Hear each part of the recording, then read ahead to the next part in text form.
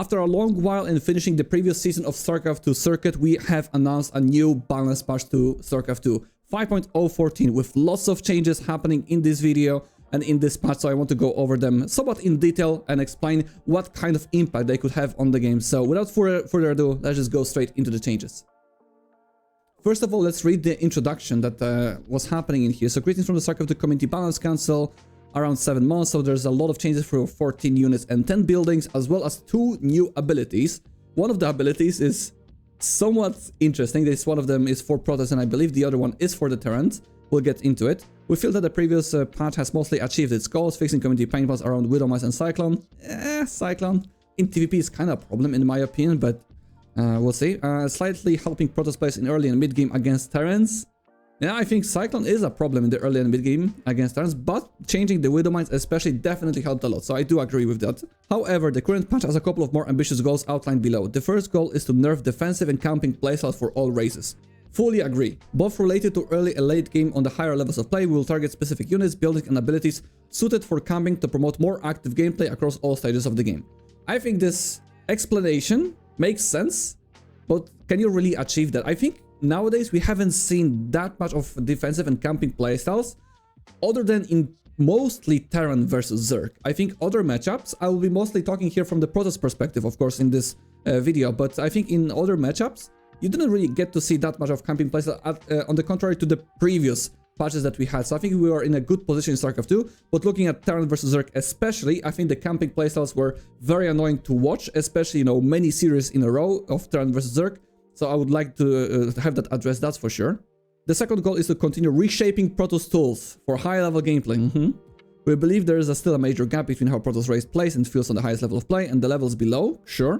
Current set of changes aims to make Protoss race slightly more efficient with the strongest and smartest execution, while helping Terran and Zerg players against Protoss on the lower levels.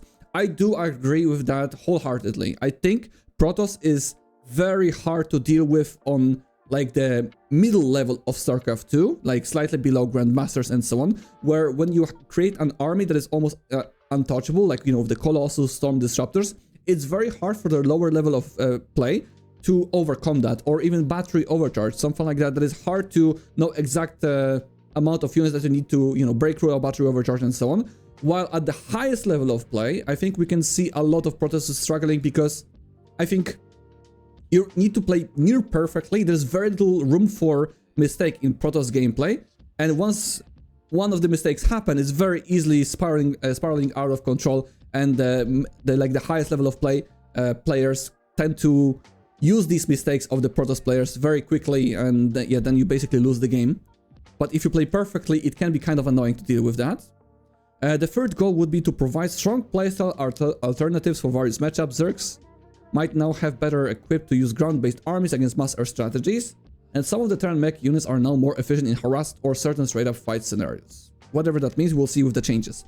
Lastly, we would like to continue adding overall gameplay and quality of life improvements viable across all levels of play. Cool, let's see what it is this. And we would like to thank everybody for providing for your feedback for all previous community patches, blah blah blah. So basically, yeah, thank you Balance Council and the community for speaking about what you think is annoying on, you know, either Reddit or streams or whatever. So basically this is like a community-made patch. So let's go into the changes. First of all, I think the biggest change in this patch by far, I think it's again reshaping the way that Protoss is going to be played. Shield battery overcharge ability removed. Now, shield battery overcharge was, I think, absolutely necessary to have in the current stage of the game. It helped Protoss secure the bases more clearly. Once you have a Nexus finished, you can easily defend that expansion, or at least more easily defend that expansion. And it was absolutely needed because we had, you know, the Queen Walks, which are already nerfed. We had lots of Terran pushes that were so strong to deal with without a battery overcharge. And now we don't have the battery overcharge. So I am very, very worried about this. That this will create a timing in Protoss versus Terran, maybe not so much in Protoss versus Zerg, and in Protoss versus Protoss that we have not seen. However, I think shield battery overcharge as an ability, I agree, it's kind of annoying to deal with. I think at the highest level of play, people have figured out when to engage into it, when to disengage, you know, how to play around the ability. But the ability in itself has always been very, very strong. There's no question about it. but I also think it was absolutely necessary for Protoss to survive. Let's see the developer comment here. While being one of the most important tools in Protoss defenses, Shield Battery Overcharge is also one of the most frustrating abilities to play against. And it's overall more efficient at the lower level of play, unlike other defensive techniques like Transfuse or Mass Repair. I think Transfuse is pretty freaking annoying to play against as well, especially since you can spam it with the 5-6 queens that you have instantly, and you can overlap. You can only have one battery overcharge. I think it's far more annoying. Transfuse is far more annoying than Shield Battery Overcharge, but I can see it, alright. Instead of this ability, there's a new tool which can help empower Protoss support units like Sentry, Oracle, and High Templar during defense. The ability can still be used to restore Shield Battery energy, but is expected to perform much weaker in this scenario than Shield Battery Overcharge. So the ability is that you can use Energy Overcharge that costs 50 energy, and it recharges 100 energy of the targeted allied unit or structure with a maximum range of 8. So I guess that it means it's in the range of a Nexus. So just like Battery Overcharge, you need to have either a unit or a building, and then you can use 50 energy of the Nexus to restore 100 energy for the unit. So just like it says here, you can use it for Sentries, Oracle, or High Templar, or Phoenix in the early game for sure.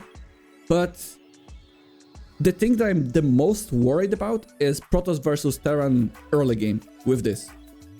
I think there are already lots of timings that Clem especially does, but like aggressive Terrans like, you know, Beyond, Maru, Cure, they do these Marine Cyclone pushes, especially Cyclone pushes or like one Siege Tank pushes, that you needed Battery Overcharge to hold this down, to buy time, to get more units, to get upgrades going or something. Even in a, in a 2-base situation or even in a 3-base situation. I am very worried about having Battery Overcharge removed. I think it was absolutely necessary to have this in the game for Protoss to survive, as annoying as it was to deal with. I think we had this ability for such a long time that people got, used to how to work around it. Maybe it's a move into the right direction to get it removed so the lower level of player can develop. I think we need something more than this to compensate for the Shield Battery Overcharge removed. But it definitely does open up some cool plays by warping in, a High Templar for a Storm drop almost immediately. You can defend more easily once you have Storm. I think Sentry in the early game is gonna be used as well, maybe to, get these additional force fields, but I would take Shield Battery Overcharge over this any day of the week, that's for sure. But if you don't have the necessity to use Battery Overcharge in a game, I think this is going to be a very welcome change for Protoss. It will definitely open up some cool plays, but this is just the first change of this patch, but I think it's by far the most important one. We should be very, very careful about how this plays out. I hope it's going to be a good change, but I'm very, very worried how Protoss is going to be surviving these dedicated pushes from Terran, and now even from Zerg, really. Now, to compensate that, we have a shield battery buff, HP increase to 200. Colossus, shield and HP changed, 150 and 200, 200 and 250. So basically, they removed the shields and added it to the HP, which would make it stronger against the EMP, which is a very good thing. With no battery overcharge, having more shields is no longer crucial for key Protoss units like Colossus, sure. Instead of having more HP, it will be helpful against EMP. In Protoss versus Terran matchup, alright. And the armor upgrades will be more rewarding for Colossus as well.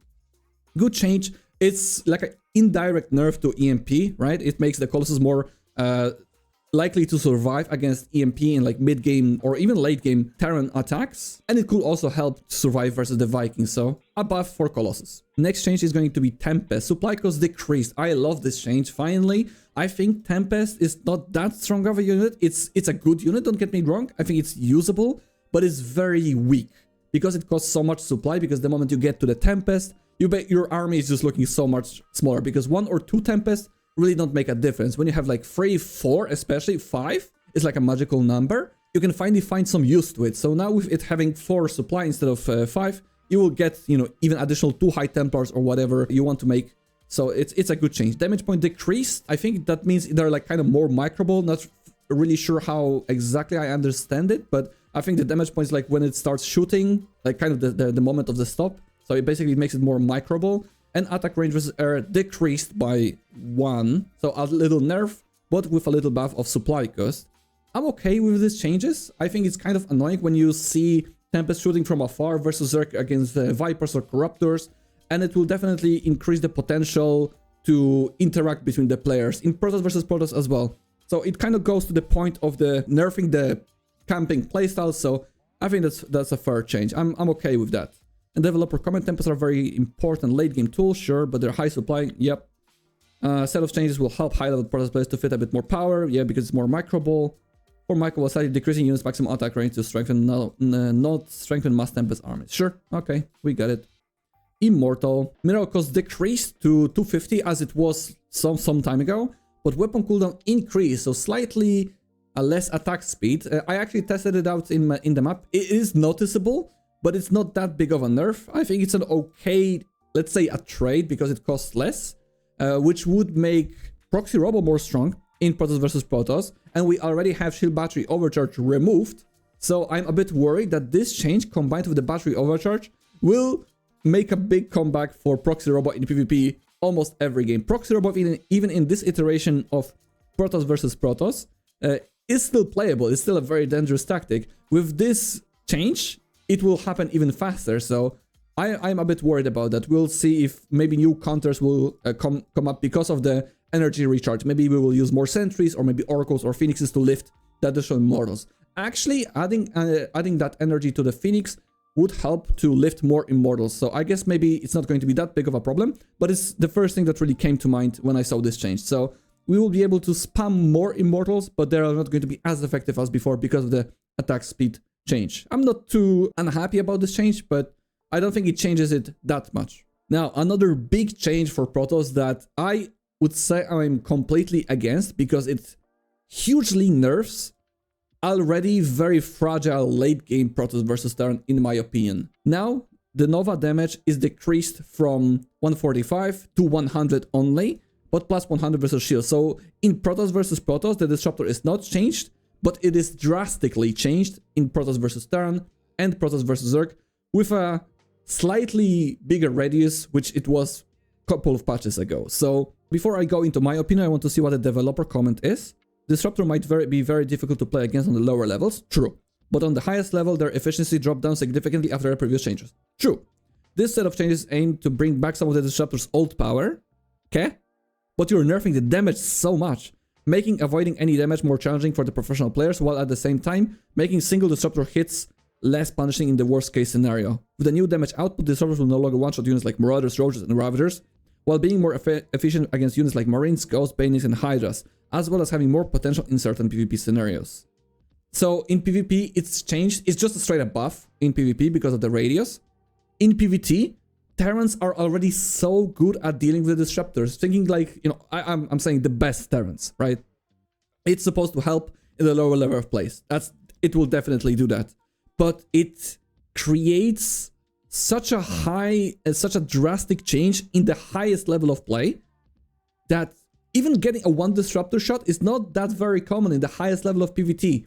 When you watch MaxPax versus Clan, which they play pretty much every single week, you see Clan microing so much, but you will also see Clan screw up from time to time. There will be one big hit from the Disruptor, sure, but I think that's when the games are kind of even. I think Protoss really truly relies on Disruptor in late game Protoss versus Terran. And sure, from the Terran perspective, I fully agree, it's very annoying when the Protoss has 7 or 8 Disruptors in an army, and you constantly just, you know, back away and go in, wait for the Protoss to shoot the Disruptors, then you back away, and so on and so on. It feels like an unfair dance, but I don't think it's completely imbalanced. I think Terran is still completely fine in the late game PvT. For all I care, I think it's even favored against Protoss. It's not hugely favored, but I still think the Terran has the tools to deal with that, and now we are significantly nerfing this while giving it a slightly bigger radius. So even if you hit, you're gonna be like, yes, I got one hit or maybe two, because Terrans are already good, so much better at splitting,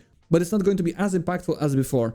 I am quite against this change simply because of balance reasons. I think design reasons, I would be so for it, because I think Disruptors should not be as frustrating to play against, especially on the lower level of play. But looking at the highest level of play and balance, I think this change is bad for Protoss versus Terran, very much so. Especially since we will probably not see different changes to the patch to address the late game PvT. Mothership. Mineral gas supply cost increased to 400, so we can keep memeing -400, -400. Shield and HP increased by 100 for both. Maximum damage increased from 6... to 2, 6, 4 beams, so 4 maximum targets. Mothership can now target 4 units at the same time. Alright, let's see what they want to do. Well, we're happy with the previous set of changes, which brought Mothership back to Protoss versus Terran. Late game improved its efficiency in other matchups. I think Mothership, after the previous set of changes, has really found its way into the game. It's still not, you know, it's not like a, oh my god, I have a Mothership, I feel very, very happy. I think it's definitely more useful than before. I was very skeptical about the way that Mothership is going to be playing out, but I think in the current stage of the game, I think Mothership was very fun to use and somewhat fun to play against because it didn't have the direct cloak. So I think it was in a good position. Feedback is unit losing an important part of its identity because it was not expensive enough. This set of changes bring back the full Mothership power with its widely known 400 cost. So yeah, minus 400, minus 400.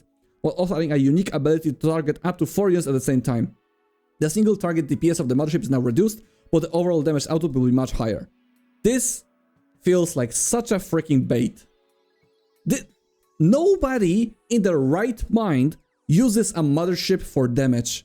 This is like, hey guys, we are buffing Protoss, now Mothership deals more damage.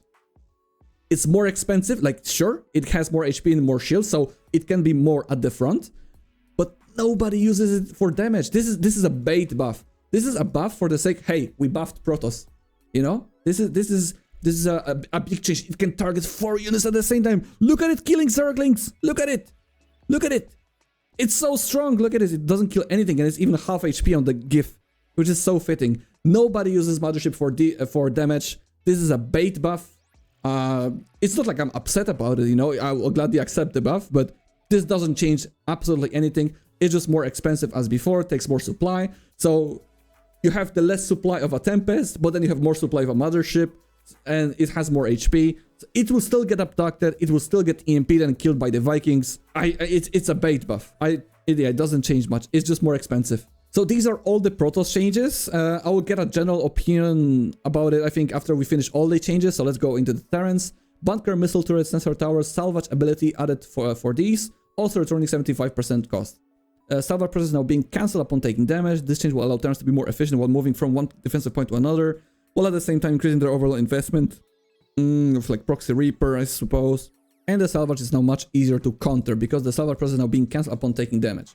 I like this change a lot. Nothing felt more frustrating than dealing with a Proxy Reaper and then damaging the bunker so much that it's on like 100 HP, 50 HP, and then the Terran still gets the 75 minerals back because it's salvage. So now, once you attack the salvage building, it will stop the process, which is a good change. Not sure if adding the salvage to missile turrets and sensor tower is truly necessary.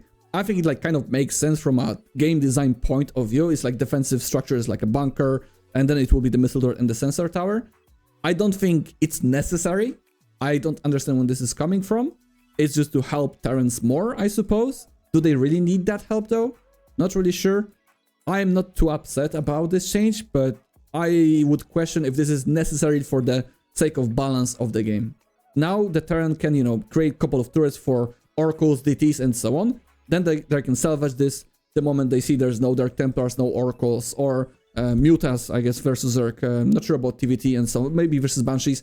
I can see it being, you know, very useful for the Terrans. It could help in other matchups. I think it's just a straight up buff, right, for the Terran. There's no question about it. Other than the salvage process being cancelled, but that's only when you're like proxying and like doing on the other side of the map. So this is not going to be seen very, very much, I would say. It's going to be still in the game, which is a good thing, I suppose. Planetary Fortress. Now, armor decreased from 3 to 2. I guess it's to help, I guess, late game Zerg, right? To break the Terran kind of like siege positions with Zerglings and Banelings and so on, especially with Zerglings. It's a good change. Planetary Fortress is a very tanky building. With the repair, it's very hard to break. It's a good change. Not much to say. Sensor Tower. Now, this is a big change. Mineral and gas cost decreased by quite a lot. 25 minerals and 50 gas, so it's much cheaper. Much cheaper.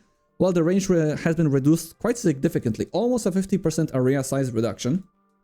I would like to see exactly how it is in the game, to be honest.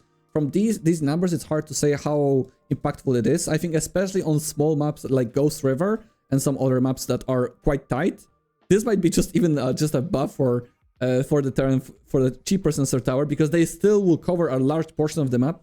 I still think Sensor Tower is one of the most boring buildings in the game, while being also one of the most impactful buildings in the game, because especially in the late game when you have 3-4 of them, you can see a significant portion of the map and have almost a map hack with the scan immediately as well to see the amount of units hiding behind the sensor tower.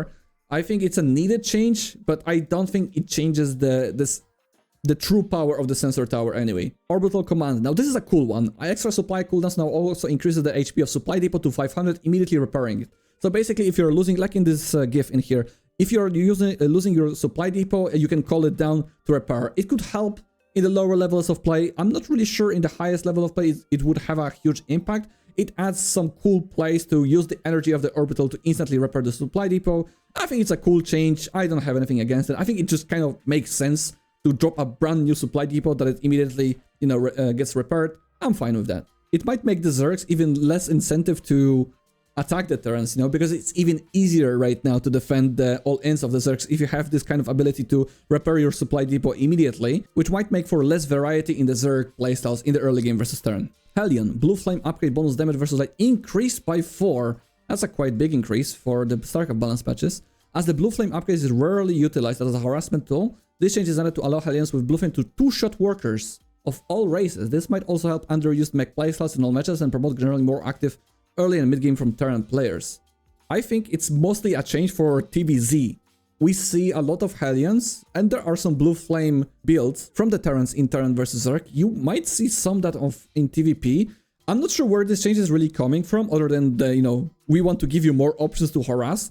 Terran already has so many options to harass the workers from all the races. I'm not sure we need additional fear. I don't get where this is coming from. I don't think it's necessary. It's supposed to create more cool plays, but I just don't understand where this is really coming from. I don't think it's necessary.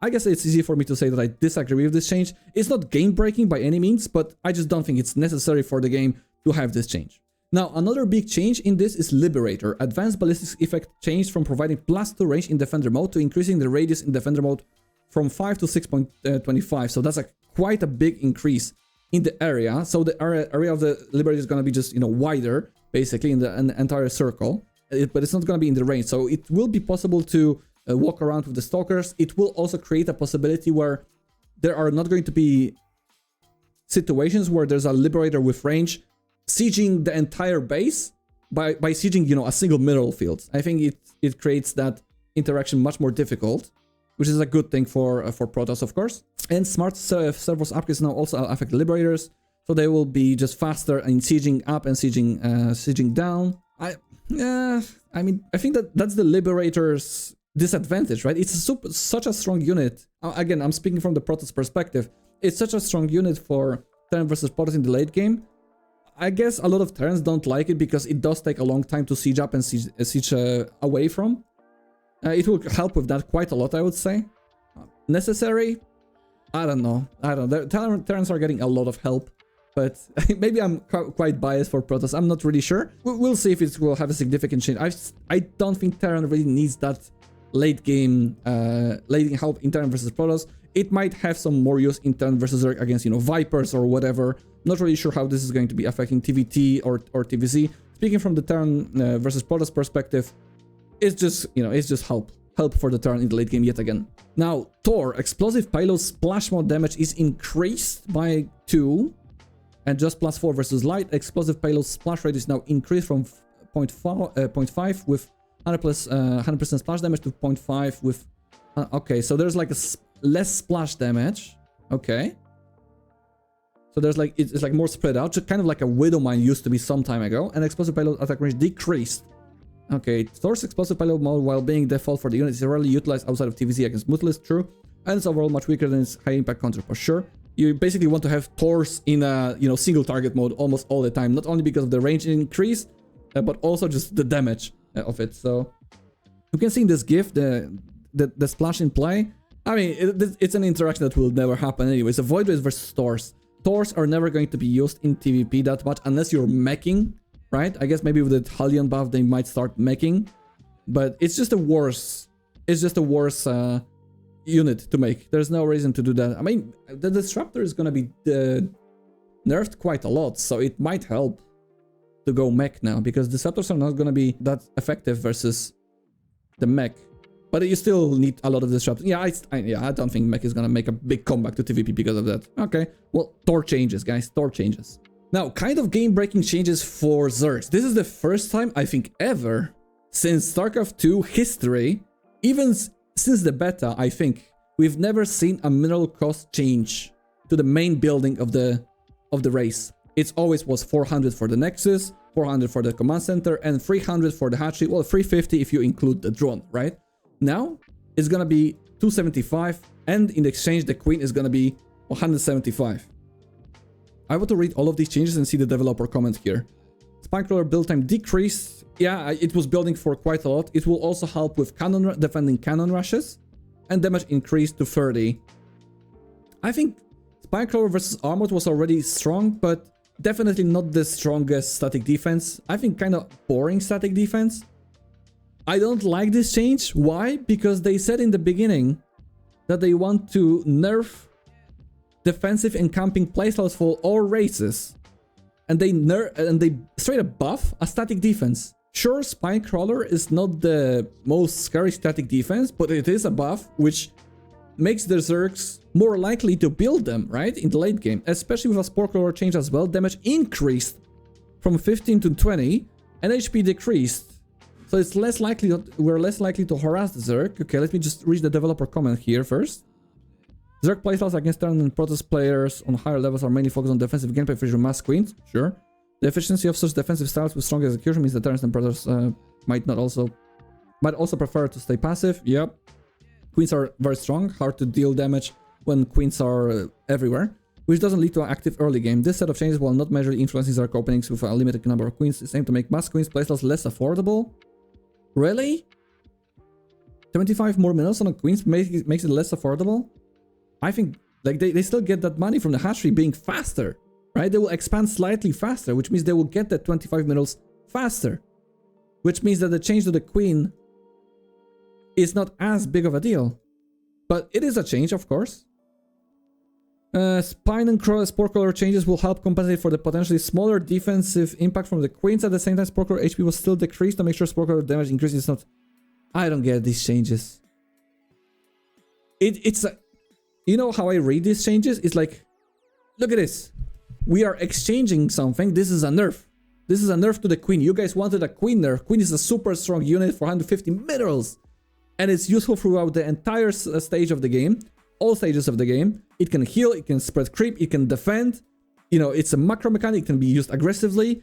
Hey, it's now 25 minerals more expensive. We nerfed the queen. And what do they give in return? Cheaper hatchery, faster Spinecrawlers, stronger Sporecrawlers. Where's the logic in that? They want to nerf the passive playstyles while increasing the strength of the static defense of the Zergs, which they are already spamming. They're already spamming Spinecrawlers and Sporecrawlers in the late game. I don't understand these changes whatsoever. This is extremely huge as well in PvZ. Now Oracle harassment is going to be so much harder to do because the damage of the Spore is just so much stronger. It's a, what, 25% increase, right? From 20, it's just 5 more. It's crazy. Well, I guess it's like 33% increase, right? Because it's from 15. But anyway, it's 5 damage per shot. It's crazy. It's a big change. It's a huge change. I don't care about HP decreased. Who cares? Nobody's target firing Sporecrawlers. Its HP doesn't matter. It's just harder to harass the Zerg, which will make it easier to expand, to defend, create more drones. This change doesn't change it, I think, that much. It might change a lot in ZVZ early game, right? Or early mid game, where you have a limited amount of resources. But speaking from a Protoss versus Zerg perspective, I hate these changes. I don't like them. I think it will have to be looked at very carefully, because remember, this is just a test patch, right? It's not going into the game straight up. We are going to be testing these changes. They might be tweaked, but I am very worried that this will not be tested enough and it might just stay. Hydralisks, our favorite unit from the Zerg. Everybody loves Hydralisks. Move speed on creep with muscular armors upgrade decreased. Oh, so they're slower. New ability added dash. Dash is research in Hydralisk, then requires hive. Okay, so late game tech. And the upgrade costs 100, takes 64 seconds. That's an active non-target ability with 10 seconds cooldown. Upon its use, receives 60% move speed. So basically, just rush faster for a second. I guess to like dodge storms, disruptors, and so on. The idea of this ability is to add more micromanagement potential for the key Zerg unit against mass area of effect damage like Storm, Novas, Microbial Shroud. Okay, we'll see about that. This ability might unlock alternative ground-based Zerg plays against Protoss late game army positions with Colossus, blah blah blah. You know what? I'm fine with that. Hydralisks, especially in the late game, once you have Colossus, Storm, or you know, Ghost, Siege Tank Liberators, they're not that strong. They're kind of hard to micro. I don't mind this. Giving Hydralisks some love. It's a good change, and it's finally not a love that is targeted to make a timing attack from Hydralisk, you know? Because every time that I saw the changes to the upgrades of Hydralisk, it was like, you know, 20 seconds faster upgrades, or the upgrades are now combined, or there's more speed, there's more damage, more range, and so on. Now it's finally just a late game upgrade where Hydralisks are really not seeing that a lot. I like this change, and I'm curious to see what kind of micro tricks we'll see with this change, with the highest level of play. Now, Infestor, Microbial Shroud is now sticking to units, providing them with this effect for 3.5 seconds while off the Shroud. Despite being very strong on paper, Microbial Shroud is not widely used in ZVP, true, mostly due to units under Shroud being vulnerable to area of effect spell damage, yep, like Storm or Disruptors. With Shroud stacking for units, Zerg players are now able to micro more freely while still enjoying the benefits of the Infestor ability. I partially agree. I think Shroud was underused. I think it was always a strong spell. Zergs never really cared to explore the ability a lot, I think. However, now it will be easier to explore and see the true strength of the Shroud. I don't mind this change. Makes for more cool interactions, I suppose, especially because it's a moving Shroud, right, for 3.5 seconds.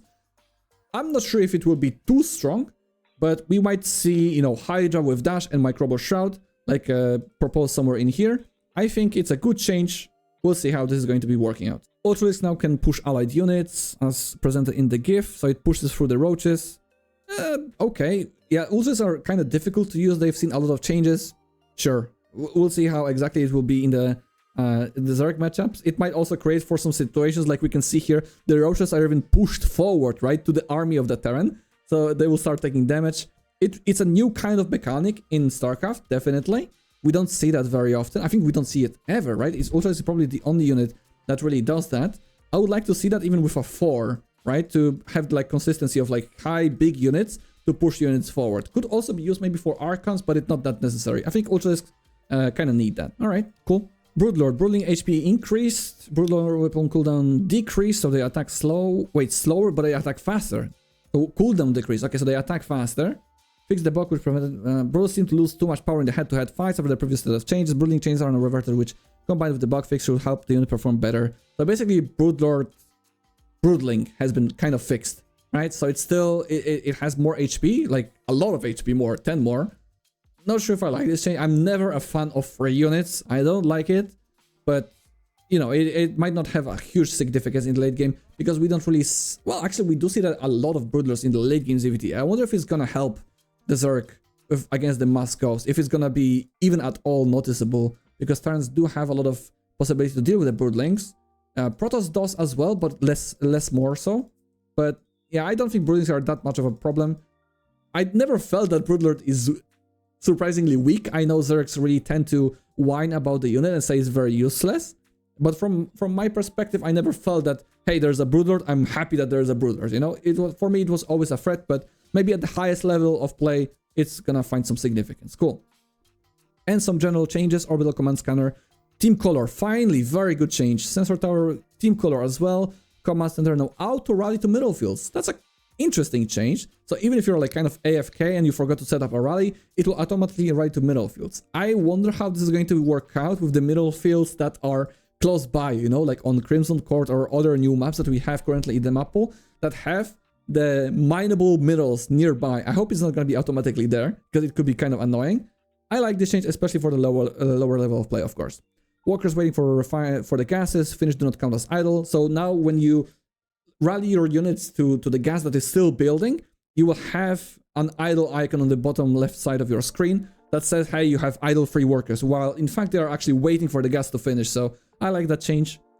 SCV random delay between buildings moving, adjusted. Not sure what that means, really cannot explain that, I'm sorry.